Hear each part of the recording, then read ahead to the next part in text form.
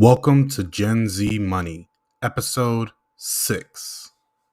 And I always told even my personal clients, I always told them it's a great idea to always shop insurance rates every 1 to 2 years because and everyone knows rates are always changing, rates are increasing, rates are decreasing.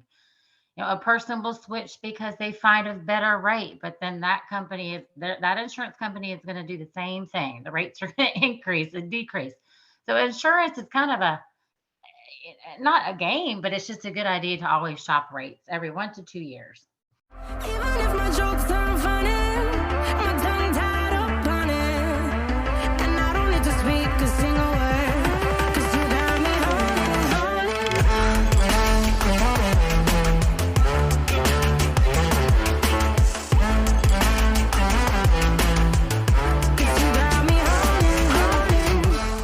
What's going on, guys? Welcome to the Gen Z Money podcast, where we turn financial peace to your reality. I'm your host, James Bowman, and today co-hosting with me is none other than my best friend, Jonathan Bettencourt. Jonathan, what is up, man? How you doing, James? You know that feeling of going to Sunday service right after committing a sin, like guilty feeling? I guess we all got that little bit sometimes. Yeah, I feel like I just did that financially before coming onto this podcast. Went to make a purchase I was intending on, but made some unexpected purchases in the process. So, we have that little guilty feeling, but we're doing better. We're doing good nonetheless. Impulse buying. But you know what, man? We all do it. It's better that you can point it out and be like, all right, that might have been a bad choice. I probably won't do that again, than to just let it go by, man. But it's no issue. But back on the subject, guys, today we have an interview with Miss Jamie Langford. She is an insurance agent that works for Country Financial, and she is my personal insurance agent.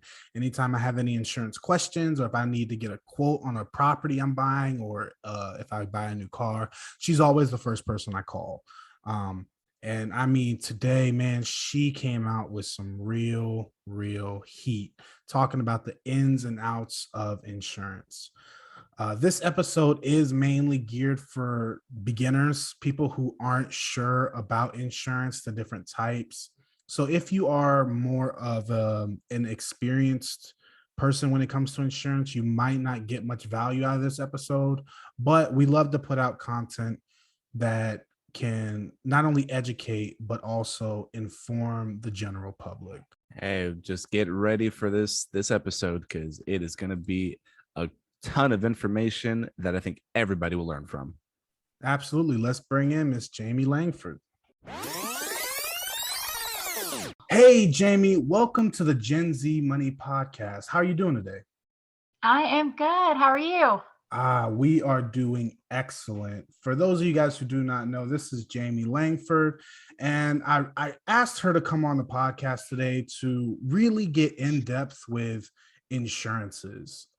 Insurance is something that, again, none of us are taught in school. It's a whole lot of gibberish, and it can be really hard to navigate if you don't have a professional in your corner helping you out.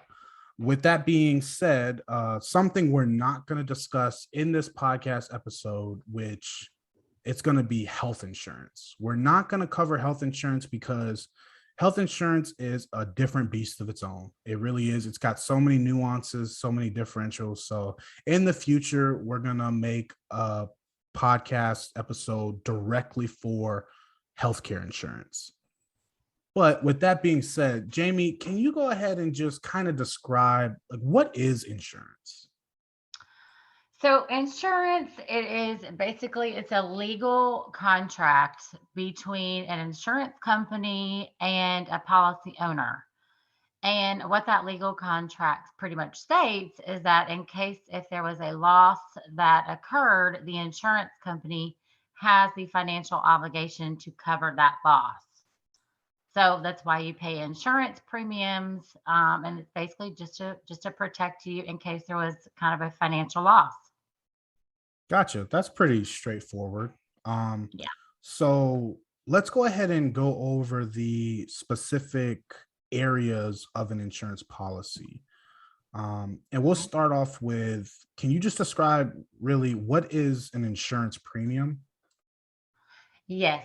So an insurance premium, there's two types of policies. There's a homeowner's policy and there's also an auto policy. The homeowner's premium, it depends if you're usually buying a new house and let's say you do not have a mortgage and you paid cash for the house, you have the opportunity to pick your premiums on how you like to pay. So you can either pay monthly, quarterly, semi-annually, or you can pay annually. And if you're buying a home and you have a mortgage, then usually the mortgage company will pay the homeowner's insurance policy for you in full. An Gotcha. auto policy, you have the same thing.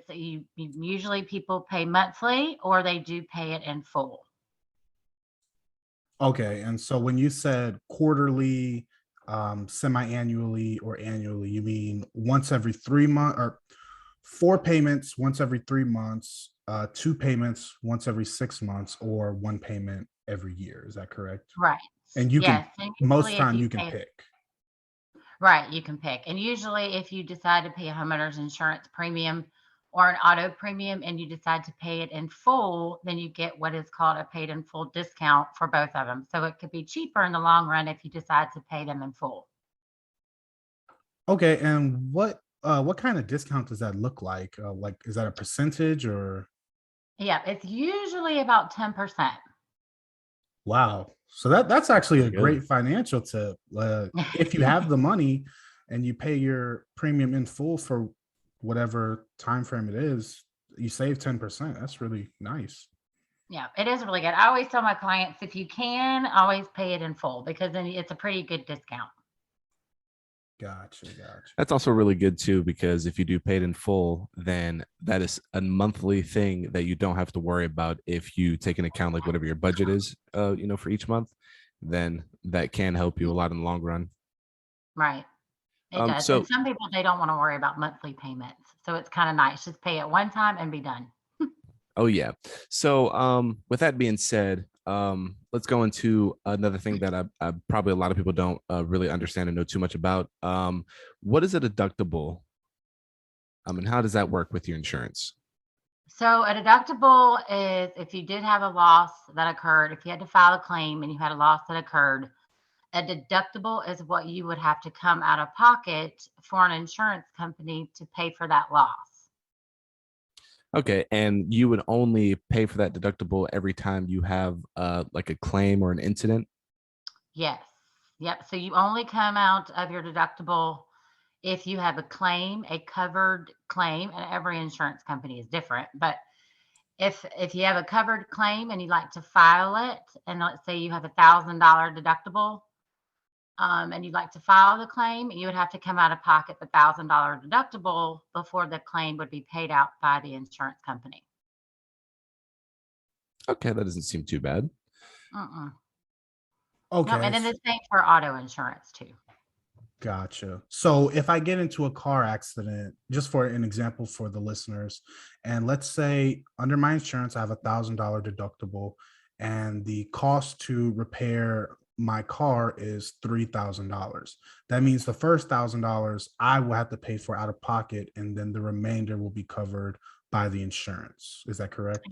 You got it. Yep. So the whatever your deductible is, the policy owner would have to come out their deductible. And just like you said, let's say it's $3,000 to fix the car. So we would pay $3,000, but you would have to come up with your deductible first for it to Gotcha. be a covered claim.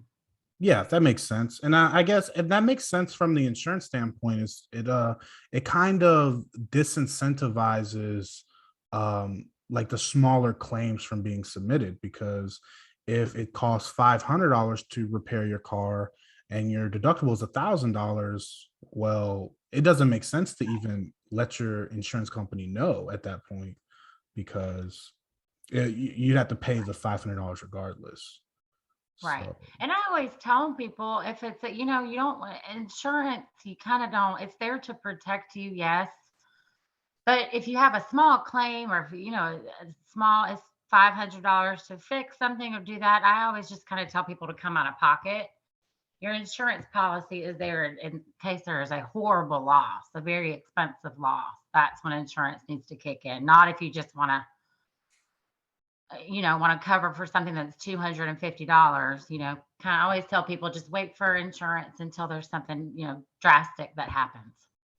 Absolutely, absolutely. Mhm. So another thing with that I just had a question about is that in those scenarios, so let's say, for example, if it's, a $500 fix for your car, and let's say, you got in an accident and it was your fault, would it be better to come out of pocket, because if you contact your insurance and you go through the claims and it is your fault, then that would raise your insurance, would it Mhm. not? It would, yes. So every time you have an accident and it's your fault and you file a claim, it will, everybody hates this, but yes, it will raise your insurance premium. So, because not only is your insurance company paying for the loss that happened to your vehicle, but the other parties as well, if you get into an auto accident. So, anytime you file a claim and it's your fault, the chances of your policies increasing are very good. Yeah, so it's Yeah. just something to keep in mind for people. If you do end up getting into a small accident, and if you can quickly figure out if it is something that is not too expensive to come out of pocket, then definitely try and consider that as one of your options. And Definitely. I wouldn't even say that it's not even a bad thing. It's essentially a high risk, high reward standpoint. If you have a driver who gets into a car accident once every year, of course you would want to charge them more per month than a driver who's been driving for 20 years and has never had an accident. So Right. when you have such a high risk person that you're insuring, I think it's more than fair to charge them more, Hmm. because you're the one taking on the risk in that instance. Right. Definitely. So let's go ahead and move on. I'm going to lump these together because I honestly don't know the difference. So hopefully, Jamie, you can shed some light on this. Um, Okay. Coverage limits and liability limits. Is there a difference between those, and can you kind of explain what they are?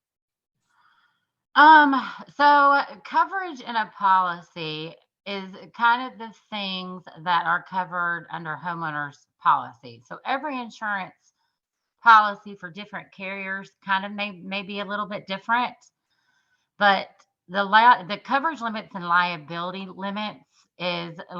is kind of just how it sounds. So for an example, liability basically, and the same for an auto policy, but liability basically protects you from somebody coming after you and suing you. So liability on a homeowner's policy, standard is usually 300,000. And if you decide, you can go higher to 500,000 or 1 million. And let's say those are kind of the people, that may have a lot of get-togethers, or they have a lot of pool. There's a lot of things at that house that may cause somebody getting hurt. You would want to increase your liability limit. So if someone gets hurt, they don't try to come after you and sue you, basically. So liability limits on an auto policy is kind of the same thing. Um, and in Georgia, the state minimum for liability is 25,000, 50,000, 25,000. Um, and basically, I do not write those low limits, the limits that low. I always try to write a little bit higher because, again, if they do cause an accident and someone tries to come after them, you want to make sure you're prepared so they can't pretty much, come after you financially. And then the same for a homeowner's policy. There's different coverages, dwelling coverages, how much an insurance company is insuring your house for. That would fall under a dwelling coverage. And then you have your personal property in your home. And then you also have additional living expenses, that's also covered in home. So there's different aspects of a home policy that's covered. Gotcha. And so you quickly scooted by something. I just want to go back a little bit. You said the 25,000, 50,000, 25,000 are the minimums for Georgia. Can you just Mhm. describe real quick what do those numbers mean? What does each number represent? So 25,000 is bodily injury. So, and this is just for an auto policy, is bodily injury. So let's say a person gets into a car accident and it's their fault, and the other party has multiple injuries, and they have to go to the hospital, and they decide to get an attorney. The 25,000, 50,000 is bodily injury, so it would help pay for the hospital bills for the 75,000, and then the last 25,000 is what's called property damage. So again, if they decide they're hurt, they decide to go to the hospital, and then they decide to get an attorney and come after you financially, they will go through the 75,000. And if their medical bills or their vehicle cost more to fix, or their medical bills, are high, then that attorney can come after a person financially, and they can come after that person's assets to get the remainder of what they're trying to sue for. And it's that policy owner's responsibility that they would have to pay it and come out of pocket to pay the difference. Gotcha. So let's just throw that into a quick example. Let's just say I get into a car accident and I have the 25, 50, 25 plan like you just described. And let's Mhm. just say the medical bills for the other person, let's just say it's 26,000. Will the insurance company cover the 25 initially, or will they decline the claim altogether because it's over the limit? Nope, they will honor it. They will pay for it. Yeah, so the insurance company would pay for it. But then let's say a person has, bad injury and is in the hospital, and because hospital bills these days, it's pretty much, I don't exactly know, but I'm pretty sure it can go over 25,000 if you're there more for a couple days. So Absolutely. whenever, if it goes over 25,000, then they can come after you, and it'll be your responsibility to pay for that difference. Okay, yeah, that 100% makes sense. I just Okay. because someone asked me, they were actually getting sued because someone was they were selling their house, and someone visiting to view the property ended up getting injured while on the property. Oh And no. yeah, it was and it Oh.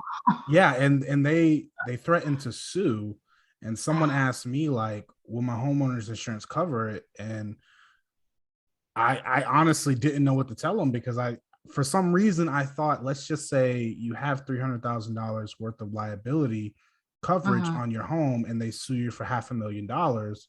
Well, the insurance isn't even gonna deal with that. But it's good to hear that in that case, if that was the worst case scenario, they would still honor the 300,000 and you would just have to Yes. come up with a difference, which is still a So they big will bill to foot, but it's not 500,000. So No, so let's say they're 300,000 for that homeowner's policy. The insurance company would pay the 300,000, but the additional 200,000, if that person gets an attorney, that attorney, to get the additional 200,000, will go after that homeowner. Here's what they can do. They can go after a person's savings or checking account. They can go after the equity in your home, which is insane.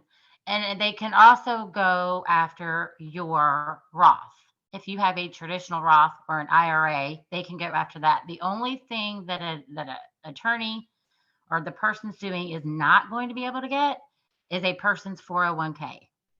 But everything else they can come after to get that 200,000. That is insane. It And is. and I think and I know a lot of people nowadays, when they go through the talk of insurances, a lot of people just say, oh, we don't care for them, or they're scams or whatnot. But Mhm. you can have these situations can come up at any time, and it's always best to have those insurances or those backup plans, so to speak, because in this scenario, I mean, it is insane. Just somebody coming to view the property, and Right. they got hurt, and now they want to sue. I mean, you would never expect that to happen, especially from somebody that's looking to buy the property. Now they just have a situation where they can take advantage, and if you don't Mhm. have those insurances, then you can be in a way worse situation than if you didn't. Right. That's why I always tell people, um, cheap insurance is not always the best. I'd much rather pay a little bit more, for an extra, for 500,000 in liability to protect my house so nobody will come after me and come after everything that I own. So if insurance policy, I always tell people, we may not be Country Financial may not be, we're pretty competitive, but sometimes our rates are a little bit higher than someone else. But if there was a loss to occur, we would be right there and we would cover it.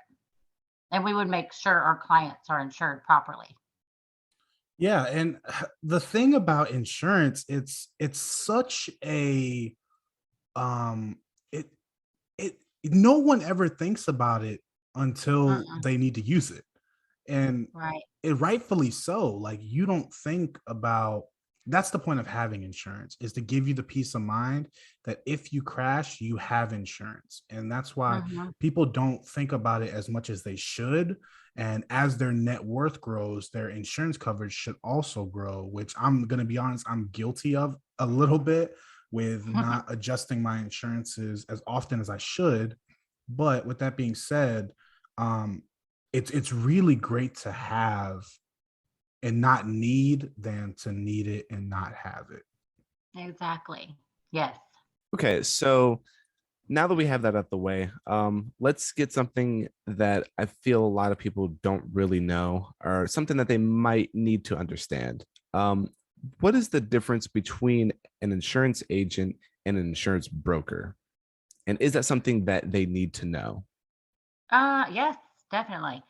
So I am considered an insurance agent and I work for Country Financial Insurance. An insurance agent is obligated to only do business for that insurance company. So I can only write Country Financial products. I have an obligation to support Country Financial and support Country Financial only. An insurance broker is basically just how it sounds. It's a broker, and most insurance brokers, well, actually, all of them, they have the means to actually shop insurance rates for you. So they have multiple carriers underneath them that they could shop rates for a policy owner to find them the best rate. And they can usually write policies through Geico, State Farm, Allstate. So basically, a broker just is a they have a brokerage firm, and they have about 15 companies underneath them that they could do business for. Okay. So for the average person or anybody that is looking for insurance when shopping around, would it be better to go through a broker? Yes. I mean, well, it's not necessarily better. So a broker, they have multiple companies that they could quote for. Um, and yes, I mean, they could, they have more, they may be able to get a better rate doing that as opposed to just going to one insurance company for one quote. So a broker can actually quote multiple carriers. So I mean, it could benefit somebody in the long run to actually go to a broker first to see what that broker could do, but they may not find a competitive rate as opposed to just going to Jamie Langford at Country Financial. Nice 'Cause plug. our rates may be a little bit more competitive than the carriers that broker has to shop rates for. I just want to say real quick, I love shameless plugs. Like, everybody should do Absolutely. it anytime they get it. It is absolute must. I love it. So I do have a question for you regarding that. So okay, I want to clarify this question by saying this is not my personal it's not has anything to do with my personal life. Okay, it didn't happen. I'm clearing the air, because as I said before, Jamie is my personal insurance agent. I always contact her anytime I have insurance questions. But with that being said, again, I'm going to clarify, this didn't happen. But let's say a one of your clients, let's say their house burns down, right? Mhm. And they contact their insurance agent to see, no, okay, let's not use a house burn down because it's pretty drastic. Let's say someone gets into a car accident and they're an agent's client, and let's say their car is worth $2,000, and they contact their agent and say, hey, I just got into a car accident, should I put this through insurance? Is the agent required to report that to the company that they work for, or are they able to give insurance advice regardless? Does that make sense? Um, so again, every insurance company is different. The way Country Financial does it is Country Financial. And let me just say this also. Country Financial is number 2 in JD Power magazine for claim satisfaction. So Country Financial, we have our own claims department that is absolutely amazing. So if somebody calls me, one of my clients calls me, I will give them my insurance advice on if they need to file the claim. And then I will automatically direct them, give them their claims number, and our claims department will be in touch with them and actually speak with them about what happened. And when you call our claims department to report that accident, our insurance adjuster would actually also give them advice about the claim and if it's covered and if they should put it through to insurance. So anytime I have a client that calls me, I'll advise them on some things they should do, but then we would also call our claims department, and the claims department would take it from there. I guess I leave that question to kind of, because I don't want people to fear. I want people to surround themselves with people who are wiser than them and are Mhm. more, so like I don't want people to fear being able to reach out to others and ask for advice, especially people who are more educated in a certain area. But what I Right. don't want to happen is, let's just say they call their insurance agent and they don't put the accident through to their insurance and they decide to just pay for the car out of pocket and be done with it. Well, Mhm. just because they had the conversation with the agent, that their premium, let's just say their premium doubles because now the insurance knows that they had the accident even though they didn't put it through. So is that something that you see often in the insurance field, or yeah? Usually when an insurance policy increases, it's due to a claim that they filed. So if they end up not filing the claim, just asking, if it's covered, what will this do to my rates? Then that is not considered a valid claim.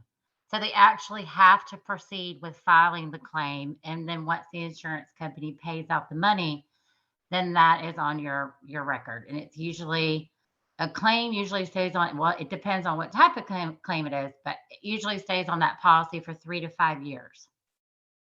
Gotcha. Okay, that makes sense. So Mhm. so they can still reach out without the fear of even having the Oh gosh, conversation yeah. affecting their insurability, essentially. Right. Oh, yes, Okay. definitely. They Well, can always that's reach good out knowledge and to ask know. for That's advice. good, really good knowledge to know. Right. So let's go ahead and move on, and we're just going to discuss a few different types of insurance, especially the main insurances that we feel most people should have. So the Okay. first one is car insurance.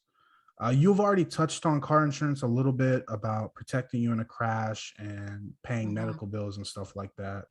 So I'm not going to make you go into depth on that. But when is having car insurance mandatory? It's immediately. In Georgia, you have to have auto insurance. If you do not have, and this is again just in Georgia, I'm not sure with in the other states, but in Georgia, it is mandatory to carry auto insurance. If you do not have auto insurance and they find, you get pulled over and they find out you do not have insurance, you will get fined. And I'm not exactly 100% sure of that amount, but I know you will get fined if you do not have insurance. And also, if you go to the tag office to renew your tag or to get your tag, they're going to ask for proof of auto insurance. So it's mandatory in the state of Georgia. Okay, and then do you mind just going quickly over the two main types of auto insurance? So you have liability insurance, and then you have what is called full coverage insurance. Liability insurance basically means that if you get into a car accident and it's your fault, an insurance company would not pay to fix your car, but they would pay for the other party's car. So they would fix that, but they would not fix your own if it was your fault and you had just liability only. Full coverage, meaning full coverage consists of two parts, which is comprehensive and collision. And then you have the choice to add roadside or vehicle rental. And that's full coverage. So if you get into an accident and it's your fault and you want the insurance company to fix your car, you would have to come out of what's called your collision deductible to pay for the damages to your car. And then that insurance company would also pay for the damages to the other vehicle. Okay, and then the way that I understand it is if you own your car outright, there's no liens on your car. You're required by law in most states to have liability insurance. Is that correct? Right. So if you have a vehicle that's paid off, and you don't own a bank any more money, it's paid off, it's your vehicle, you have the choice to change it to liability insurance, which is cheaper, or you can keep it at full coverage insurance. So you have the choice. Now, if you do have a lien holder, you do have to have full coverage on your vehicle. Yeah, 100%. And I will just say, me personally, for the listeners, I do own, my wife and I, we both own our cars outright. We don't have any liens on them, but I still own full coverage on both vehicles. So just because it is paid off, always think it, personal finance is personal. And if we lost my car tomorrow, I think we'd be okay. But my wife's car is a bit more expensive than mine, so it kind of hit the wallet a little bit. But we still keep full coverage just because I just it helps me sleep at night. And so anything that helps you sleep at night, even if it Mm, costs a little bit more money, it's sometimes it's definitely worth considering. definitely. Yeah, I think that goes back to how we talked about earlier, just about, having ease of mind with insurance in general, is that, when you're picking your plans or when you're shopping around or trying to figure out the benefits of, each type of insurance, you know, the the whole point is to have peace of mind. So, if you want to keep that full coverage or if you want to raise, the limits, for the 25, 50, 25, maybe if, you increase a little bit more, whatever you need to have that peace of mind for you, that's what you should do. Because at the end of the day, anything can Mhm. happen. And especially in automotive, with cars, I mean, just this year at the very least, there have been, over 21,000 deaths just in car accidents just in the first half of 2021. So Wow. you can only imagine how many more were just accidents, not even fatal. So I mean, cars, people driving cars, they don't realize that, you can get in an accident, and it's very, very likely. So Mhm.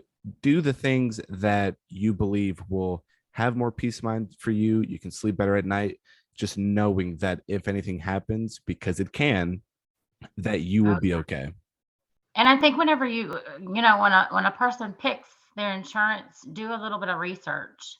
Don't just go for the look at the deductibles.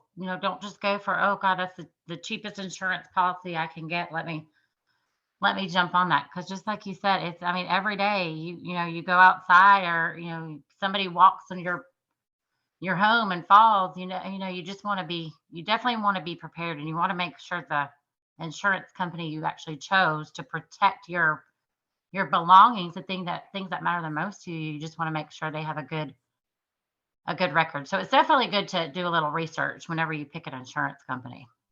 Absolutely. And I just want to circle back for a minute, Jamie, and make something we didn't talk about is the relations between your monthly insurance premium payment and your deductible. Um, so for those who do not know, most of the time, and I'm speaking from almost 100% ignorance, but except what I've experienced, is the higher your deductible, the lower your insurance premium is a month.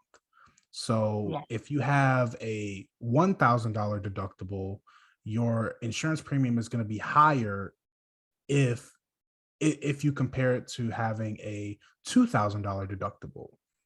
So Right.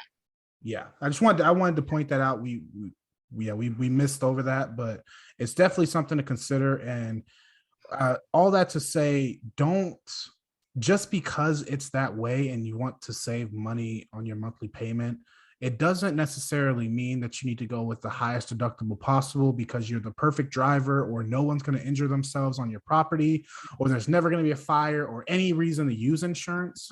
You know, if it's mandatory and you have to have that monthly payment, the deductible still needs to be reasonable. I talk Mhm. about in the first episode how when I purchased my first car, I had the $1,000 deductible, but I didn't even have $1,000 in my bank account. So if I Mhm. would have driven off the lot in the car and got into an accident right then and there, I would have been out of luck. Yes, I had a lower premium because of the higher deductible, but I still put myself in a pinch. And so if you're Mhm. listening and that is you and you have that $5,000 deductible on your car, just to have the lowest monthly premium possible, just, reconsider that, because it's not always worth it, especially when you do need to use your insurance. And if you do have a high deductible, a $5,000 deductible, make sure you have $5,000 hidden somewhere in Absolutely. an emergency fund, or if it's there, because if something does happen, like me personally, I have a low deductible and I pay more for insurance. But then I know if I get into an accident and I need to take out $250, I can. If I have a $5,000 deductible, I wouldn't be able to do that. I don't have, I don't. It's not right there, easy access for me to just go get. Yeah, It one makes thing me peace of mind, lower deductible. Yeah, one thing I want to say about that as well, is that you can also use that, if that helps you mentally. You can also use that to kind of feel that fire, because the whole thing is you want to be financially independent, you want to save money, you want to be able to build wealth and stuff. So if you do end up getting that higher deductible, but like how in James' situation he didn't have the money, he chose that higher deductible for that lower monthly payment, but then his mindset was now, okay, I need to have now $1,000 in my account at any time, just in case that accident does happen. So Mhm. if you don't have the money and you want to go with that lower monthly payment, and you get the higher deductible, then just go with the mindset of, okay, I don't have that money right now, but now let that be a new goal or a new priority. Let me start saving and doing, cutting back on my budget and all these other things, so that way I can have that $5,000 in my account, and then I can have more peace of mind. So now I don't have to worry about insurance or an accident at all. Now I have that money, and now I can focus on other things. All right. So now that we have car insurance out of the way, let's move towards homeowners insurance. So for example, let's say how we talked about in car insurance, if you have a lien on your car, that you have to carry, a full coverage. But if you have it fully paid off, then you can switch liability. Is that the same way when it comes to homeowners insurance, or are there different type of insurance policies? No, homeowners insurance is a little bit different. If you do have if you buy a home, you're going to get what's called a mortgage, and that mortgage company that you chose to do the loan from is going to require you to carry homeowners insurance. And whatever you purchase that house for is what that mortgage company is going to want it to be insured for. So when you have a mortgage, you always are required to carry homeowners insurance.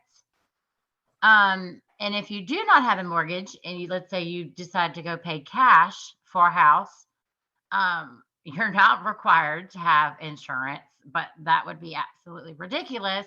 So you would like to also carry an insurance policy, but you would not be required technically Okay, if you pay Jamie, I'm gonna have to stop you right there. Listen, guys, if you go buy a house for cash, I don't care if you buy a house for cash, you trade horses, you dig a hole and somebody gives you a house, you need homeowners insurance. The Yes. home is the biggest financial move 99% of people will make. Okay, is buying a home. Therefore, it needs to be insured. I don't know anyone personally within arm's reach of me that can afford losing a $200,000, $300,000 home and being perfectly fine with it. Okay, you need insurance. I'm telling you, I'm not even giving you guys an option. Okay, always, always, always have homeowners insurance. Even people like Dave Ramsey, who's worth hundreds of millions of dollars, still carries homeowners insurance, still carries full coverage on his vehicles, even though he's allergic to debt. He pays cash for everything, and he still has insurance. Okay, if someone who has hundreds of millions of dollars still carries homeowners insurance and full coverage, then you guys should too. Not so much about the full coverage, but definitely homeowners insurance. I'm sorry, Jamie. You were being too No, politically nice 100%. because you were. No, Nah, I agree 100%. Always, always have homeowners insurance. yeah. But yes, if you have a mortgage company, that mortgage company is definitely going to require you to carry homeowners insurance. Yeah, so it's mandatory when you have, it's optional when it's paid for, but it's mandatory when you have a mortgage. Do you mind going into the different types of homeowners policy between if you live in the property and if you don't? Yes. So if you have a primary home, if it is your homeowner's insurance, your primary home, you live in your home 80% of the time, up to 80% of the time, you have to have what is called a homeowner's slash hazard insurance policy. If, let's say, I decide to go buy a rental property, you have to have what's called a dwelling fire insurance policy on that investment property that you buy. So your homeowner's insurance is called a hazard insurance policy. Your rental home that you have or that you decide to buy one day, that is called a dwelling fire policy. And then you also have manufactured home policies. And then you also have renters insurance. So there's a lot of different types. Okay, and Uh, so for the difference between the hazard policy and the, I'm sorry, the other one, so the renter policy, I know it as a landlord policy. It's like the nickname right. for it. Can you just describe the difference between the two and the price difference in them? Yeah. So a homeowner's insurance policy covers everything. It covers the structure of your house. It covers the inside, the contents, everything inside.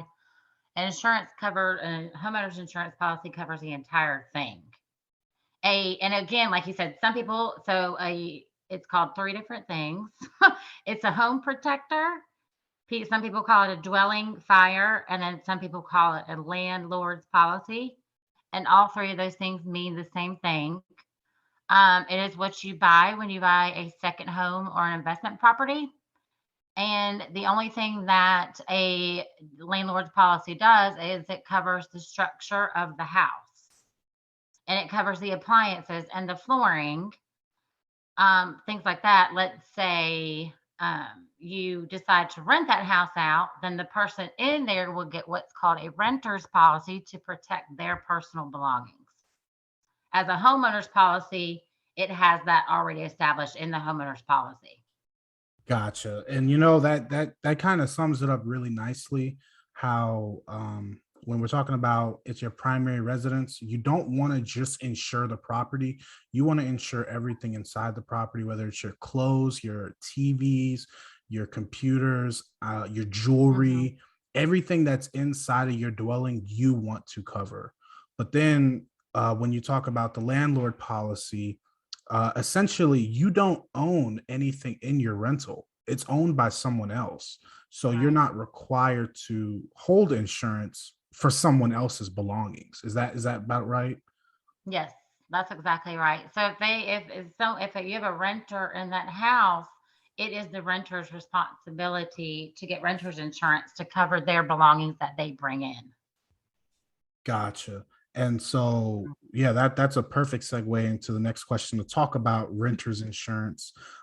What's your opinion on renters insurance? Do you think it's an absolute necessity, or is it a luxury, or I am 100% about insuring everything. Renter's insurance is, if a person goes and rents a home, they're usually not required to carry it. It's their preference if they want to have renter's insurance or not. Now, if they go rent an apartment, that association is going to require that person to get renter's insurance, and that's usually in an apartment setting. And yes, I 100% think you should get renter's insurance, and renter's insurance is super cheap. It's like 150 to 220 a year. Mhm. So, and it protects you from theft.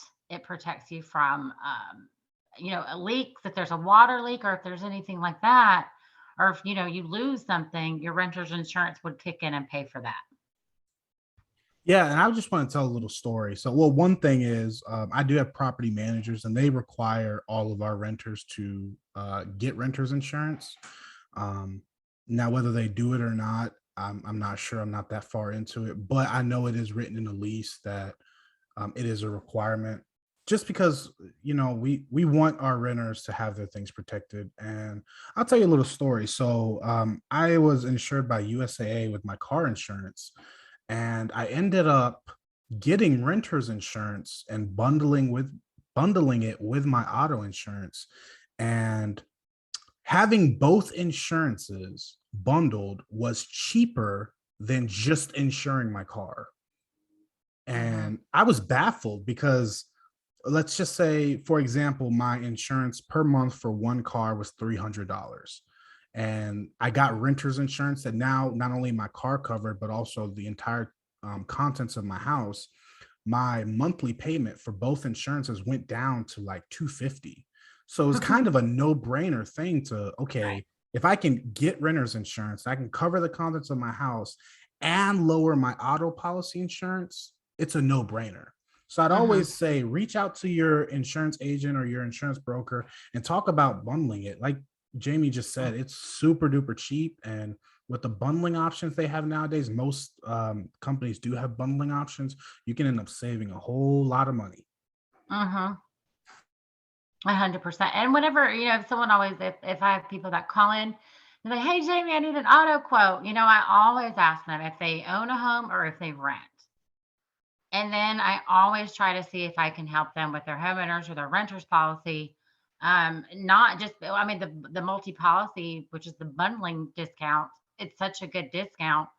But I may be able to help them not only lower the premium, but give them better coverage. So hopefully, definitely bringing both over, home auto renters, it definitely helps with the multi policy discount, and will lower your rate a pretty good bit. That's pretty good. And like James said earlier, it's really just about having the options. A lot of people, they hear that, oh, now I have to add another type of insurance. They think that it's going to go up. But if you just do the research and just explore the options that you have, then you can probably find out that, hey, it may not be as much, or it might even be a discount. Maybe I can pay less. So anytime those things come up, just always try and turn it into a positive. Just always make sure you do the research and look around first, because you never know. It may not be more expensive. It can be the same price, or it could even be cheaper. Yeah, Right. and then Jamie, I just want to ask you a quick question. How many thousands of dollars do I have to pay you in order for you to give me an insurance quote? Nothing. It's absolutely free. Exactly. Yeah, It's that's like, the point I was trying to get at, is oh, that, guys, this is a free phone call to either call an insurance broker in your area or a specific insurance agent. Like, they're literally there to save you the most money possible hmm, and educate you. So the phone call is free. To right, shop your insurance every 6 months to a year, you know, it can only benefit you, because if it goes right. up, you can just not take it. Like, you're not obligated to call them because they gave you a quote, you have to take it. It's 100% free. That's what I was trying to get at. Right. And I always tell even my personal clients, I always tell them it's a great idea to always shop insurance rates every 1 to 2 years because and everyone knows rates are always changing, rates are increasing, rates are decreasing. A person will switch because they find a better rate, but then that insurance company is going to do the same thing. The rates are going to increase and decrease. So insurance is kind of a not a game, but it's just a good idea to always shop rates every 1 to 2 years. It's good. And it's Most free. definitely. So why wouldn't you? Most definitely. Okay, so now that we have auto insurance, we have homeowners insurance, and we have renters insurance out of the way, let's talk about one that I feel that a lot of people don't really take into consideration, and that would be life insurance. Tell us a little bit about life insurance and how that all goes.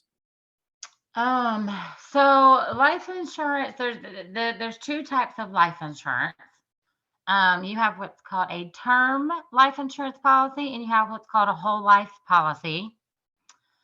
Term policy, you're basically the simple explanation for a term policy is you're basically renting a policy, and it's cheaper than a whole life policy would be.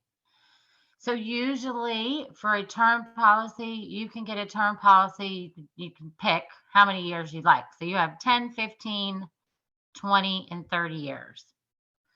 So a term policy basically means that you are going to get an insurance policy. Let's say I decide to get a term policy, a 10-year term policy.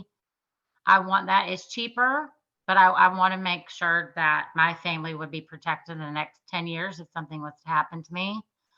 That policy would go for 10 years and then it would stop. And then in 10 years, you have to convert it to another term policy. And the rate in 10 years, life insurance rates are based off two things. So, how healthy you are and your age. So, in 10 years, of course, you're going to be 10 years older. You will not have to go through any medical requirements like you do when you first have to take out a life insurance policy sometimes. But the rate in 10 years is going to be higher because you're going to be 10 years older. And life insurance is based off of age. Life insurance rates is basically based off age. So a term policy, you're basically renting a policy for a certain amount of time. And then you'd have to convert it to another term. Whole life policy is more expensive because a whole life goes forever and ever and ever. It never stops. I think it stops at the age of like 121. It goes Wow. forever, but a whole life policy builds cash value that you could use anytime you like. And it's tax-free money. Uncle Sam doesn't get any of that money if you decide to take it out. So it is more expensive, but the difference between a whole life and a term is term, you're basically renting a policy for a certain amount of time. Whole life, it never stops and it builds cash value that you could use anytime you like. Yeah, and I'll go ahead and I will give my personal how I chose between whether term insurance was better for me or if whole life was better. And I'm gonna sum it up to this, which if you're listening to this podcast, then there's a high probability that term insurance is going to be better. And I'm going to explain why. And it's just my opinion. Everybody has their own opinion, and you can't kill them for it. But the thing is, if you're listening to this podcast, you're more than likely going to be building wealth over the next 20 to 30 years of your life. With that being said, the point of insurance is to replace income if you were to die. So, for example, let's say my wife didn't work, and let's say we needed $50,000 a year to live. I would need enough money invested, whether it's in real estate or the stock market or whatever investment vehicle I choose, in order to produce $50,000 a year for my wife to live on. That would replace my current income. With that being said, if you plan on building wealth over the next 20 years and having substantial means to support yourself, the need for life insurance goes down. Now you have to factor in things like inflation and lifestyle creep and things like that. So it doesn't go down linearly. But if you, let's say you have a term policy for 20 years, and at that 20-year mark, you've accumulated, $5 million worth of assets, having let's just say it's a $1 million policy or whatever it was, you no longer need it. At that point, you're self-insured. So if Right. your goal is to self-insure, which is what building wealth is, then term life works fine for you. But most people don't have the intention to build wealth or to get to the point where they're self-insured. So that's where whole life really comes in to fill that gap, is because it's kind of like a forced saving plan, but it's also forced investing in a life insurance policy. So that's just my 2 cents. And I remember I did a rough calculation when I was shopping for insurance to see which one I was doing. And let's just say, for example, for term, it was $20 a month. And for whole life, it was $200 a month. Those aren't the actual numbers, but I took the difference in that, which would be 180. And I just looked at, okay, what would that turn into over the next 20 years if I invested it? It ended up being like $100,000 extra, something like that. And so that kind of helped me make the choice. It's like, okay, will I have more than $100,000 in 20 years? And if the answer is no, then I need to go with whole life. But if the answer is yes, and I'm actually going to save that difference and not just go get a car payment for $180,000, then it made sense for me to go with the whole life. Mm-hmm.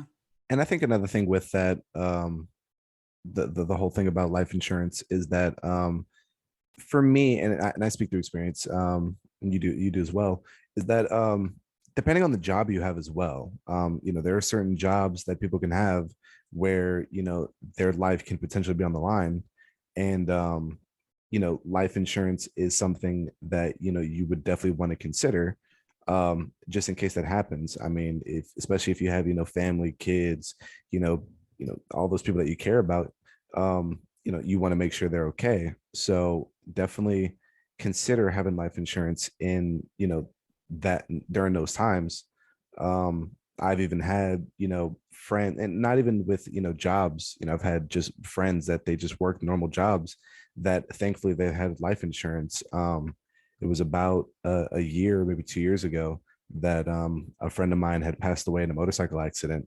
And I believe how his life insurance, and I believe this is how it worked. I didn't look up or find out too much information, but he wasn't at fault.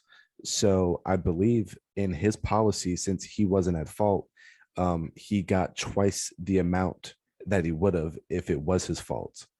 Mm-hmm. And it's sad, sucks that he passed, but his family never has to worry because he had that life insurance, so his family's taken care of. And Mm-hmm. it's already bad enough when someone's going through the passing of someone, emotionally and mentally. Then now you have to think about financially afterwards. It's always, insurance is always about that peace of mind. So you might look at this and you might be a young 21-year-old and just think, oh, I don't need life insurance, I have my whole life ahead of me, I'm a healthy individual. But you never know what life can throw at you. So just always try and have that peace of mind, and just always make those decisions, so that way if anything happens you will be fine.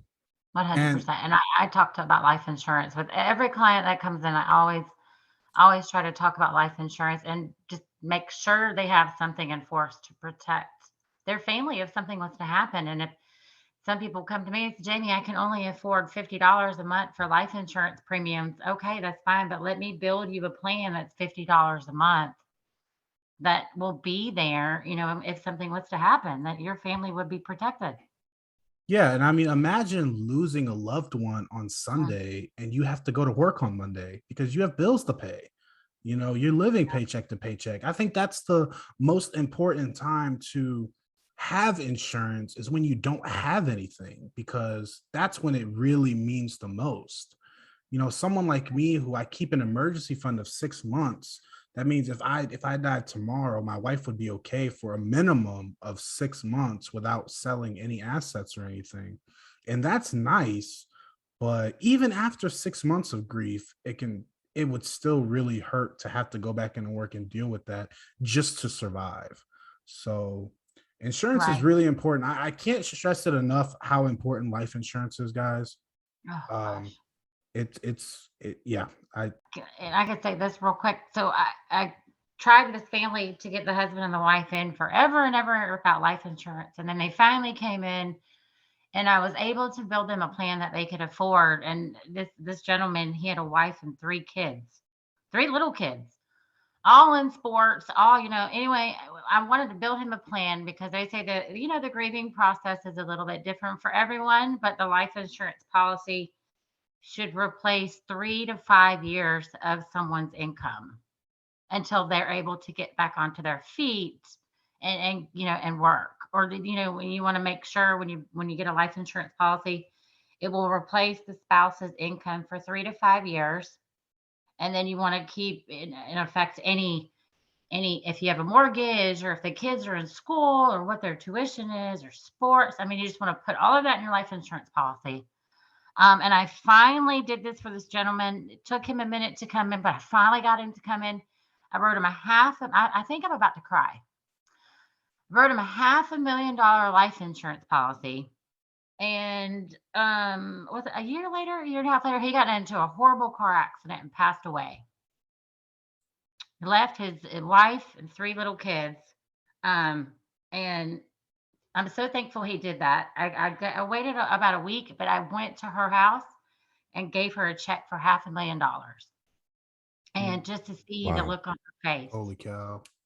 it was the best, worst moment of my life. But I felt so good because I knew she wouldn't have to worry, and she and Mhm. her family could grieve. So it was a pretty neat moment for me. One, It's a one it's a gift. I mean, it is a Yeah. gift. one thing I want to say about that, which a lot of people may not understand, is that the people in the insurance industry, and specifically agents, like you want to help people. You said that you tried to get these people on a plan for so long, so like you care about the people that you're insuring because you want what's best for them. So it may not be 100% of the people in the industry, but I would imagine that most of them are like you. And don't look at, a lot of people look at insurance as a bad thing, or people that are just stealing your money or scam. But it's like, you Mhm. tried so hard for that person to get that policy. He finally got it. And then sad that that outcome happened, but you were finally able to do it for them. And look how that one decision paid off for them, many times over, besides the whole incident.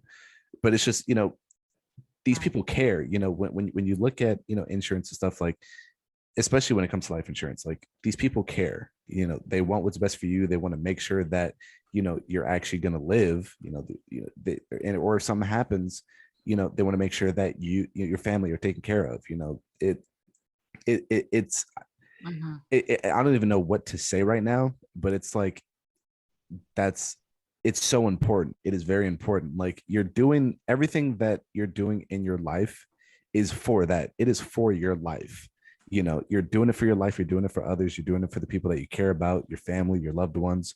So that is your life. Mhm. And I feel like some people might, not, they don't appreciate that, or they just don't think about it too much. They just think about, their work, or whatever have you. But it is so important that you think about these things, because like I said earlier, I mean, 21,000 auto accident deaths just in the first half of 2021 alone, not even the second half. I mean, Mm. you can, like, something can happen at any given point in time. So always do what is best for you. And even if it's the things that you don't think about, if it's those little tiny thoughts like, hey, this can happen. If that happens, Mhm. or or my family taken care of? Will they be financially okay? Just yeah, that's all I can say. Just Yeah. always try and think about those things. And I want to go ahead and I just want to point out, Jamie, I really, really, really appreciate you bringing up that story because unfortunately, those aren't the stories that you hear. Those aren't the stories where someone has the proper insurance and their family is taken care of. That's not what makes the headlines. What makes the headlines is the stories about people who left their families with nothing and were, unfortunately passed away too early. And now we have things like what is it, GoFundMe, where people have to create pages just to cover catastrophic accidents. And so I'm blessed that there are pages like GoFundMe and crowdsourcing where we can take care of each other as a community. But I think the first step is always to try your best to take care of your own before you start relying on others to take care of you and your family. So, and unfortunately, we don't hear the stories about the insurance company actually, paying out what they said. And, because good news just doesn't make the headlines. It's the devastating news that does. So I'm really glad that you brought that up. It's the positive stuff that actually happens. So you mentioned for life insurance to have between 3 to 5 years of living expenses. So Mhm. I do you so my current policy I have is it's 25 times my annual expenses. So that way if it's invested, then the interest from the investments is what we can or what my wife would be able to live off of. And that way she would never touch the principal and it would just be off of the interest it gains. So would you say, like, do you think that's overinsured? Or do you think the 3 to 5 years of expenses is like the bare minimum you would suggest to people, or what's your opinion on that? Usually the bare minimum, usually is 1 to 2 years. Um, and then, but they all, you always say to keep at least 3 to 5, at least 3 years. You want to have something there. And back to the question of what you said, no, I think for now, home and auto insurance, there is probably a little bit more. Yes, you can over insure, you don't want to be over insured, but for life insurance, I think you should definitely be. If I always, my theory is if you can afford it, it's 25 times more.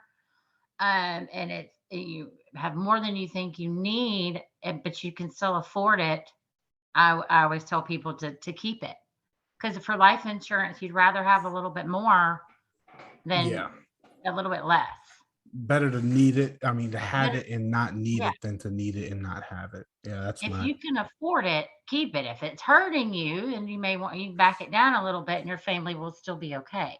mhm. But if you're not hurting monthly wise for the premiums or however you pay for it, then I would say to keep it. Yeah, it's definitely affordable, at least in our circumstances. But now we can move on to that was just a question I had.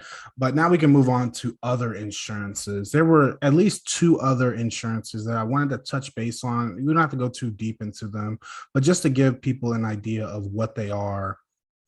One is umbrella insurance. Can you just briefly describe what umbrella insurance is and how it works?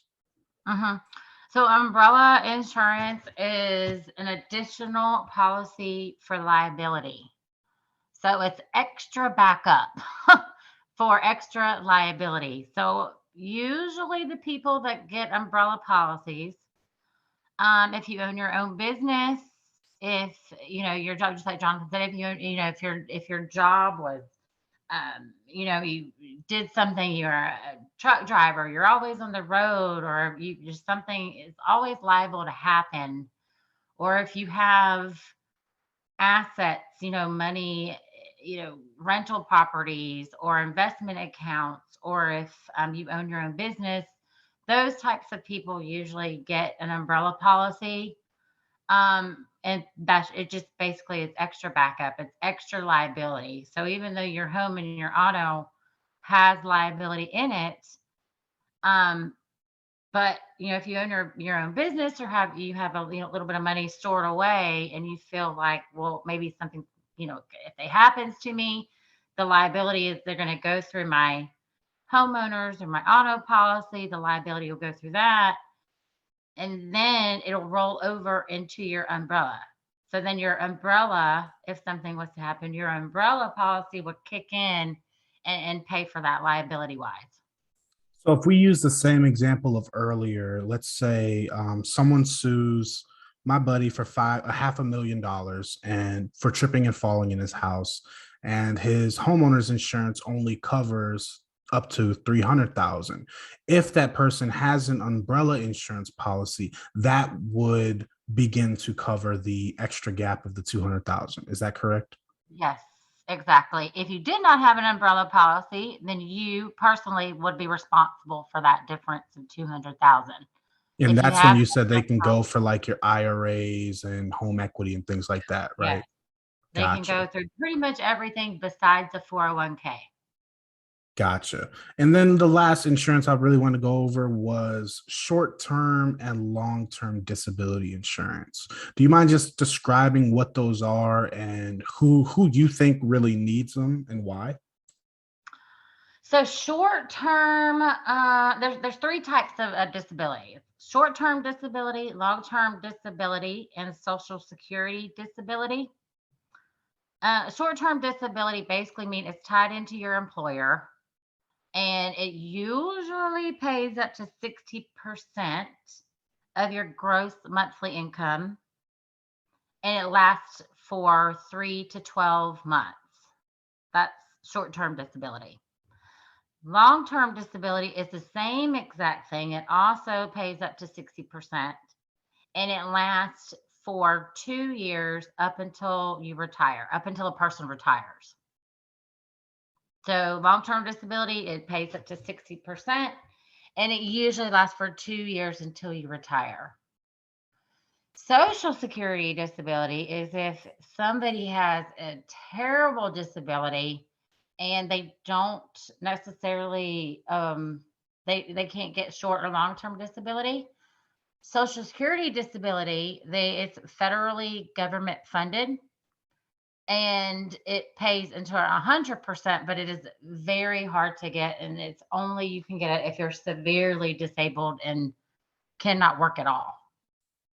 Then you could So, try to get Social Security disability. so to put it quite simply, if someone makes $3,000 a month and they get injured on the job and they have to collect short-term disability, then they'll receive a disability payout of $2,000 a month or 60% of Yes.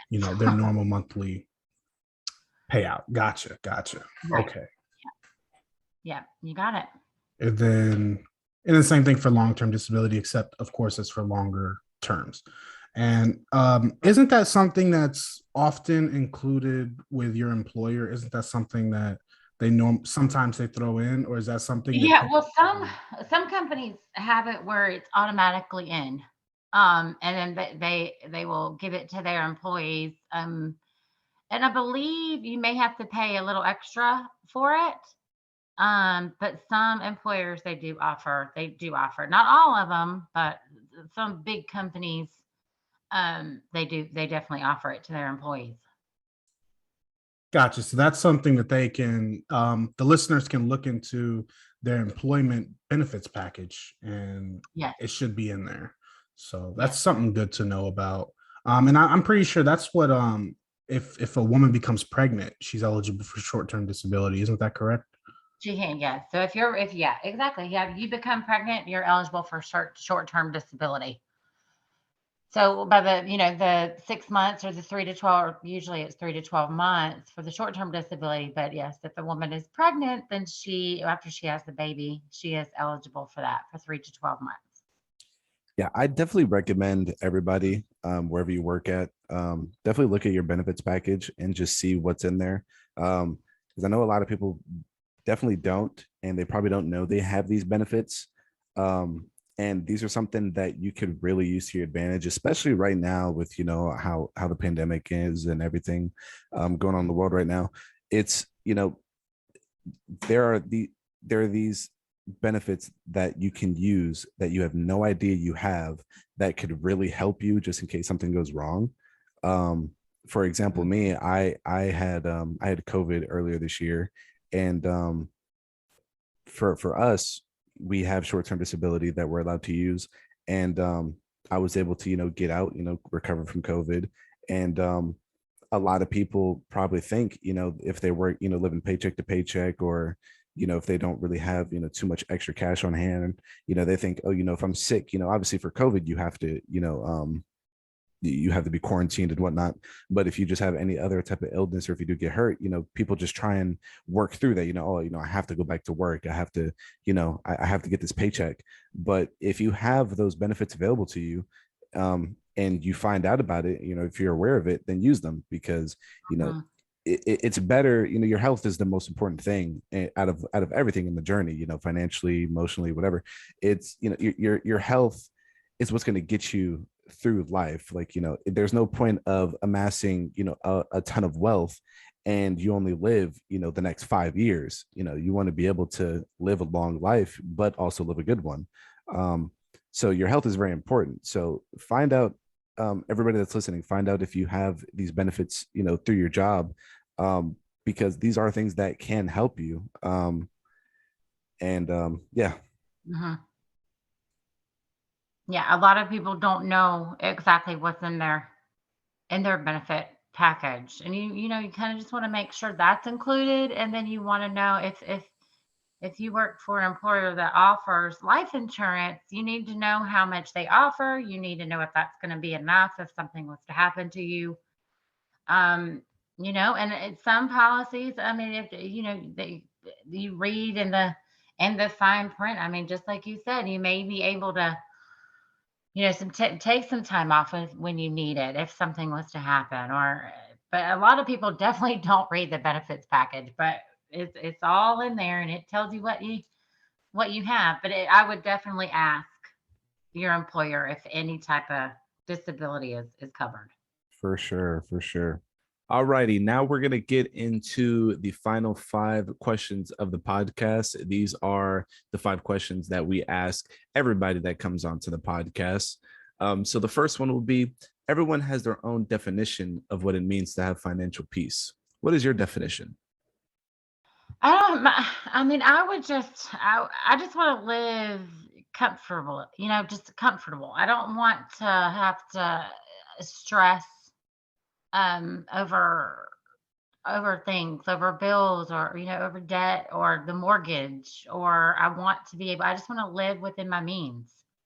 I want to live comfortably. I want to be able to, if I want to take my family away for a few days, I just don't want to be like, oh my gosh, I can't do that. I have to work, or I have to do this. I want to be able to do stuff like that. And I want to be able to kind of do, if there's something that I want, want to be able to get it. But I guess basically just living comfortably, living within my means, would kind of be my definition. Which is honestly, I think that's the most common thing people want. It's not to be a billionaire or a trillionaire or own 10 businesses. It's just No. to take financial problems off the table, because Lord knows we all have issues, but to just take financial issues off the table is good enough for most people, especially for me. So I 100% agree with that. So let's go ahead to our next question. If there are listeners out there that want to start building wealth and have no clue where to get started, what would you tell them? Start a savings plan of some sort. Talk to your financial advisor. And just like you said earlier, everyone's different. Everyone has different goals. Everyone has different plans. When you're young, you don't have to be married. You don't have to have kids. You don't have to have a mortgage. You don't have to have any of that to start saving, to have a savings plan. And you do it while you're young. Do it in your 20s, start one. And it could be a basic one. You could always increase it down the road, but it just gets started. That way, let it build for the next, 6 years, 80 years. So even if it's life insurance, if you're adamant about life insurance, or if it's a retirement plan, but just start it when you're young. And that way, when you get older, and no one in their 20s, I know when I was in my 20s, I didn't necessarily say, oh, let me go open a Roth. That wasn't kind of on my mind. But in today's day and age, I would definitely, start saving, put it away, put it in an investment, buy a rental house, start buying rental homes, Yeah, invest. I did a little calculation on episode 4 of the Gen Z Money podcast, and I just used a simple compound interest calculator, and I put in, if you just invest $1 a day from now until you retire, you would have over $100,000. And I can't Wow. remember the actual numbers, but it was like maybe 15,000 of that was actual money you put in, and the other 90 or so was growth. And it's so funny Mm, because we aren't taught to think in exponential growth. And so when you actually play with a calculator like that, like you realize, like, look, if I do $5 a day, $1 a day, or however much I can afford to do, what will it be at the time of retirement? So mm, we do have an episode on that. You guys can go back and listen to that on episode 4. But I definitely agree with that tip 100%. mhm. And that way, when you're done working and you're older and it's time to retire, go enjoy retirement. No one really wants to work forever. You'll have money that you put away and whatever you decide to put it in, and then you can enjoy retirement. So now on to the next question. If there was one thing that you could give as advice to everyone to avoid doing while building wealth, what would it be? Probably accumulating more debt, um, credit cards. I think credit cards are the devil. um, it's easy to accumulate a lot of debt. It's easy to, and not necessarily pay off the credit card, or you're just like, oh, I'm just going to leave it. There's no point in paying it back. A lot of people, think that. Not necessarily, I think going to buy expensive cars, or, things you buy and you think you can afford and then you can't. I mean, some people get so far deep into overbuying things or accumulating debt or getting credit cards, or that they can't really take it back. So once you kind of, and where people just get down and they're like, oh, what am I going to do?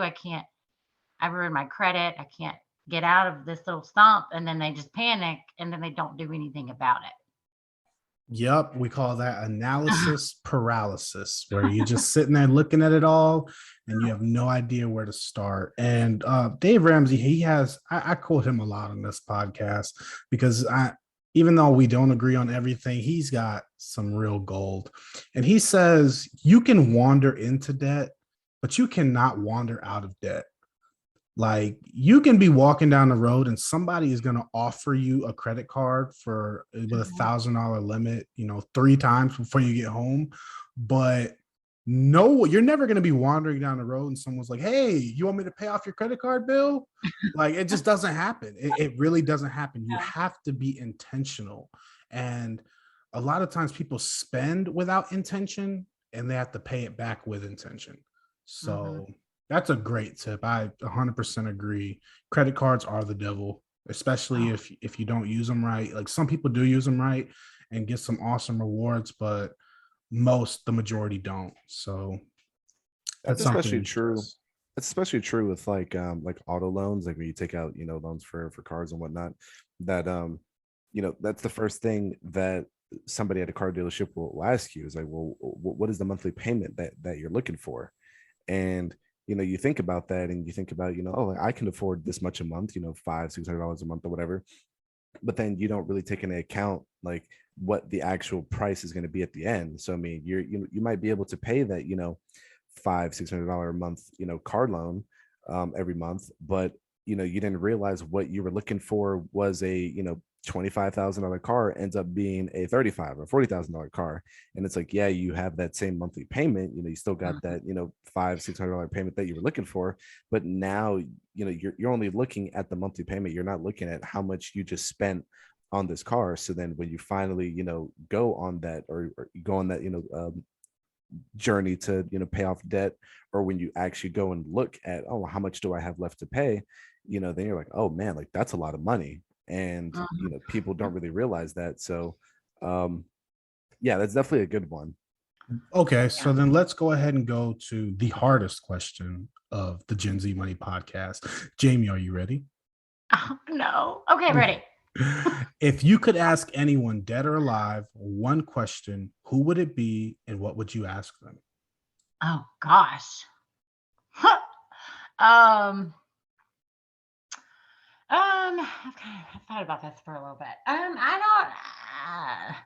I it would probably be my dad, who is he's still alive.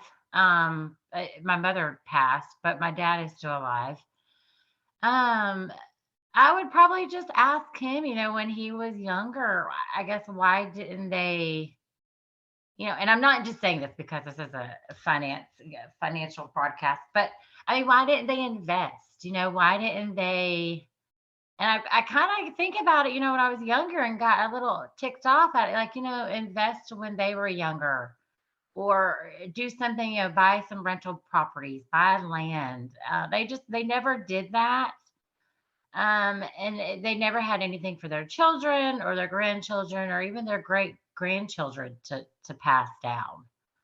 So I think, and I've thought about this question and what I'm going to say, and I kind of want to call my dad right now and ask him. I just wish he would have done something, he and my mom would have done something when they were growing up, when they were my age or maybe a little bit younger. Why didn't they do stuff like that? Yeah, and I try not to I try not to look at people and how they've chosen to live their life and cast judgment on them because I don't have the room to judge anybody, but I do also sometimes wonder that with my parents or even people that are around me. I'm like, hey, why don't you invest $10 a month, or why don't you just Right. put away this little bit of money? And you know, I I come from a place of privilege to have grown up in an era where information like what we're talking about today is literally in your pocket and it's not on a shelf in a library downtown. And that's how a lot of people got information, probably in your parents' day. So Mhm. I kind of have to step back and take that in. Like, at least me, I am privileged to have information at my fingertips and I can just say, hey Siri, what is pi? And they'll get 3.14, blah, blah, blah, blah, blah, blah, blah. And Mhm. that's not something that everybody had the luxury of having. So that's the only thing I'll say on that. But that is definitely a good question um to want to Yeah. know. I mean, hey, you could call them and get them on a podcast. We'll talk about it. No, just kidding. I'm about to call him right now, Dad. No, yeah. Yeah, to go with that though, like you said, I mean, yeah, back then definitely was a lot harder to access that information. Um, but I would definitely say, like, for future generations, going forward, um, is that's definitely, would be a very, very good question to people that don't do it. And like you said, it's not our place to judge what you do with your life decisions. Right. Because if that's what you want to do at the end of the day, then you go ahead and do that. But um, yeah, I mean, a lot of people, it's like you said, the information, we have cell phones. Everybody has a cell phone. Everybody has a computer or laptop. Like, you have access Mhm. to these things. There's YouTube. You can go out and find and do the research. So in today's world, it's more so, I don't want to say there's no excuses. As in regards to, like, finding the information, but like, what, like, I mean, how's your, like, mental state? Like, what's your mentality, during those times? um because like James says, and I've done it too, to a lot of my friends. I say, hey, like, why don't you, try and invest? Or, like, we talk about finances a little bit, and somebody be like, oh, I have a couple grand saved up. It's okay. Well, instead of having it in the bank account, why don't you try and, invest, put in the index funds, put in the market, try and do things to, grow that money.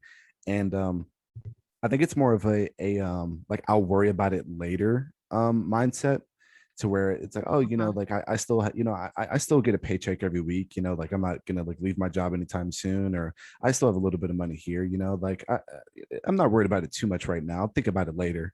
And that always gets pushed down the line. And later comes, and you bring it up again. It's like, oh, I'll worry about it later. And then it gets to the point where you're at the end and you're like, oh, I never did it. This is later. This is Yeah. We now arrived at later, and I have nothing. But and I just want to end this topic by saying, if you guys are listening to this, we're not saying that it's ever too late to get started. The best time to plant a tree was 20 years ago. The next best time to start is right now, and the worst time to start is tomorrow. So if you're listening to it and you think that it's too late for you to start building wealth, I'm here to let you know that is not the case by any means. If you have air in your lungs, then it's not too late to start saving, start living on a budget, start putting that little itty bit away, start paying off your debts, and leaving a legacy to whoever you want to leave it to, whether it's children or relatives or whoever that is. But to wrap it up, Jamie, tell me where people can find out more about you. So my office is in Hinesville, Georgia. And of course the company that I work for is Country Financial. You can also Google Country Financial Jamie Langford, and it will pop up. Or you could, I can give you my phone number or my email, but even if you just Google, it's Country Financial in Hinesville, Georgia, Jamie Langford, I pop up there. Or on Facebook, the same Country Financial Jamie Langford. So I'm not going to put your phone number out there, but if you want to give people your email where they can email you and reach out to you if they have any questions or want to get in contact, I can throw that in the show notes below. Okay. Yeah. Yeah, you can give me that. You can give that to me later. And any other social media you want to put out there, we can definitely add it to the show notes so people can definitely reach out and contact you, Jamie. Okay. And if it's okay, I just want to say this one thing, and then I'll be quiet. Insurance, it's not everyone's favorite thing to talk about, but you have to have it, or if you're smart, you would always have it regardless. But it's just no insurance, home, auto, life, retirement. You want those things. If you have a family or you have a children, and if I say anything, it's just know your insurance policies, know where they are, know what they do, what deductibles do what. So in case something does happen, a catastrophic event happens, you want to make sure you have the financial means to take care of that. If you have it ready to go. And I can't even stress this enough, but a lot of spouses, a lot of mothers, they're home, they're taking care of the kids, and the husband does everything. The husband sets up the insurance policies. The husband does the life. The husband does the health, the retirement. And I can't tell you how many wives have no idea where anything is, or vice versa. I am so glad you brought that up, because I was literally going to add, make sure that you talk to the people who are your beneficiaries. Make sure they know they're your beneficiaries and they know where the money's at. Yeah. My husband and I have a sheet of paper in our somewhere hidden in my home. And if something happens to me, he knows where to go. If something happens to him, I know where to go. I know who to talk to. I know their phone numbers. I know their address. Just have something in your home written down, hide it. Both of you know where it is, just in case the worst happens. You're ready. That is a great note to end on. Jamie, I just want to say I really appreciate you coming on and providing all this education. I really, really hope that we can get you back on in the future for future episodes to either discuss more or even go into your wealth building journey down the road and talk about that. But man, I've learned so much. This was a great one. Yeah. Good. And thank you guys for inviting me. This is great. And hopefully was able to shed some light and give everyone a better understanding on how insurance works. I'm 100% sure you did that flawlessly. But with that being said, Jamie, we are going to go ahead and get up out of here. Thank you so much for coming. Okay. All right. Thank you, guys. Man, oh man, what an episode this was. There was a ton of information being handed out. I mean, I learned a lot about insurances today. How was this episode for you, James? Man, I tell you what, this was a really enlightening episode. The thing is, so I think I'm fairly educated in the insurance world. I'm not the best, but I'm also not the worst. I'm kind of average. And even some of the things Jamie was talking about today, man, she was really, really bringing some bangers and just all around awesome information about all the different types of insurances. Yeah, for sure. And I mean, just going back, recapping everything. I mean, it's all about options. It's all about knowledge. It's all about doing the research, figuring everything out. And I mean, you'll be surprised just the unbelievable opportunities and decisions you can come to through that. Absolutely. And the thing is, like we said in the interview, all of this information is free. Whether you're getting the information from this podcast, another podcast, if you're getting it from YouTube, you can even call these people up. It is their job for free to give you this 99. information. So there's no reason why you shouldn't be shopping your insurances and you shouldn't be talking to these people, because you always want to surround yourself with people smarter than you. And you don't have to be an expert in everything, but having an expert in your corner like Jamie can really help you make an educated decision. With that being said, guys, we have actually just released a new group for Gen Z money, and Jonathan's been working a whole ton of hours on this, so shout out to him. But we now have an official Discord where you guys can come in, you can chat with each other about finances, you can get financial tips from each other, you can even reach out to us and have conversations with us on this Discord, and it's really, really going to be an awesome resource, man. For sure. Discord is something that you can download on your phone. It's in the App Store, it's on the Google Store. It is very easy. You just make a profile, make an account. The link will be in the show notes below. You can just join the Discord, and it's as simple as that. I mean, we will have a ton of things. We will have updates on notifications every time a new episode of the podcast will come out. We will have different chats for everything from, investing, just lifestyle changes. We could even have accountability groups. If you guys want to have voice chats and just talk to each other, or if you just want to do text, there's going to be a lot of different channels for all the things that we can talk about financially and just in life in general. So definitely check it out. Absolutely, guys. And like Jonathan said, that's going to be linked in all of our episode show notes. So make sure you guys click that link and join the group, and let's start building wealth together, guys. But Jonathan, you ready to get up out of here, man? Yes, sir.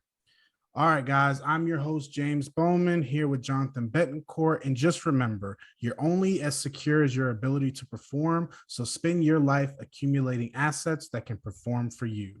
Later, guys. See ya. Even if my jokes are